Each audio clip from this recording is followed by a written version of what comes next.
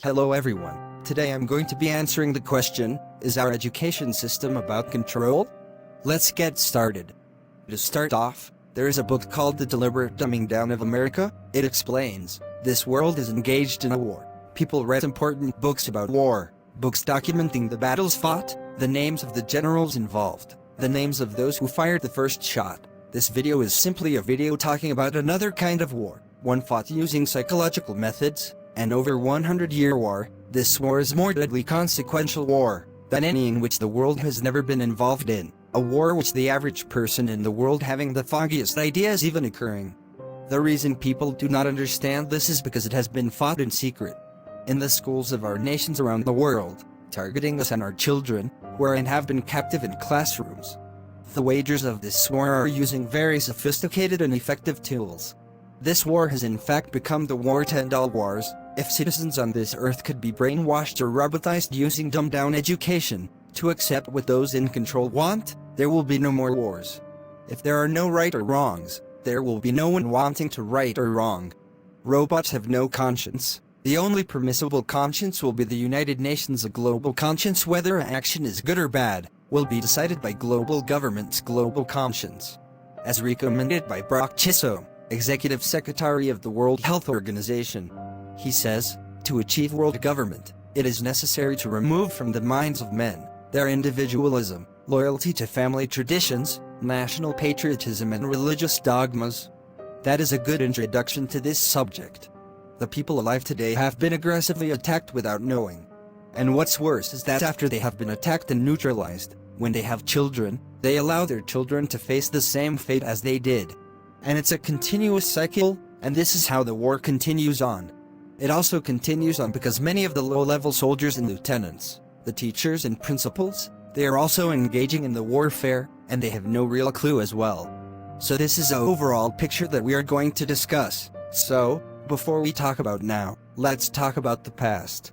The world was not always so industrialized. Education around the world was different depending on where you lived. For the most part, education was not as formal as it was indirect.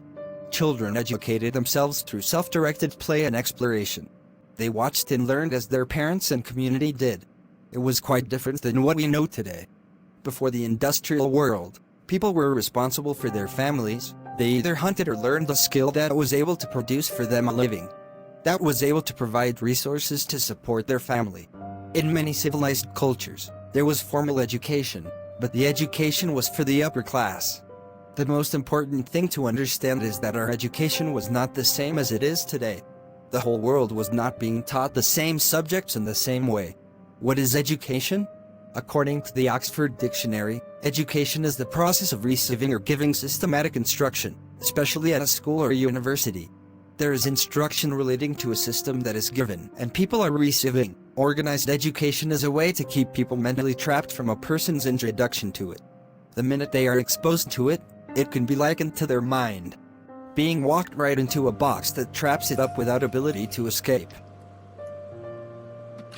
It creates a mental prison that individuals walk right into without ever knowing that it is happening.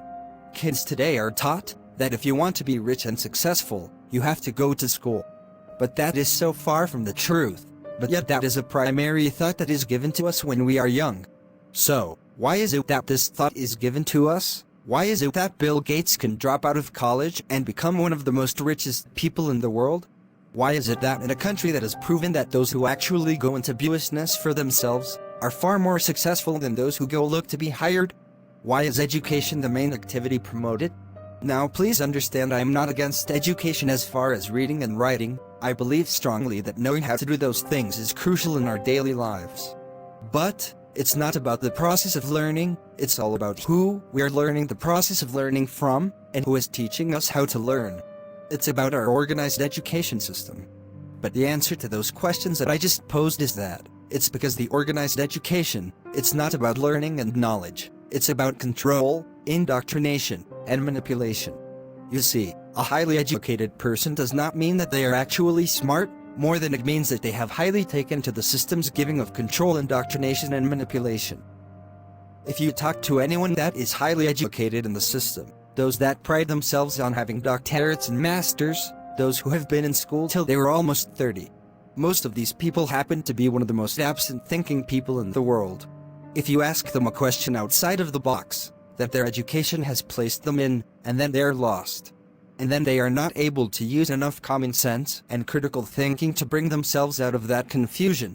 There's a barrier or wall that was put in place that does not allow their minds to go through. And this has been happening often with those that claim to be the most smartest people in our country, because of their degrees. This subject is so very deep. Even if I make 4 parts on this, we would have still just scratched the surface, so let me just get to the point. After the wealthiest, most powerful families in the world created a stranglehold on the world population in the late 19th century, and then moved on with their power grab through the process of central banking, they had enough power that it did not matter what they did. Their power would not be able to be dethroned unless the people rose up against them. It was no longer about power more than it was about control, and not by a form of physical slavery. You see, a physical slave can see their chains, and who is actually controlling them? If these wealthy families were going to fulfill their purpose and the reason they were given all this wealth and power, they had to do it without the people knowing that they actually existed. This would keep them from rising up. They needed to place themselves at the top of the box and hold the strings to a world population while no one knew they existed. And this was of course easier to do back then, when there was no televisions or internet. Let me try to explain this better. So let's say someone has a massive wealth and power over the world. That person owns everything. He is the lender of the world. He controls all major business industries. In order for a business to break through, they have to come through his doors. Where that person can exert so much control he can make businesses fall right apart, and buy it for pennies on the dollar later. He also controls politics, which is then controlling the people, which then they believe they actually have a voice.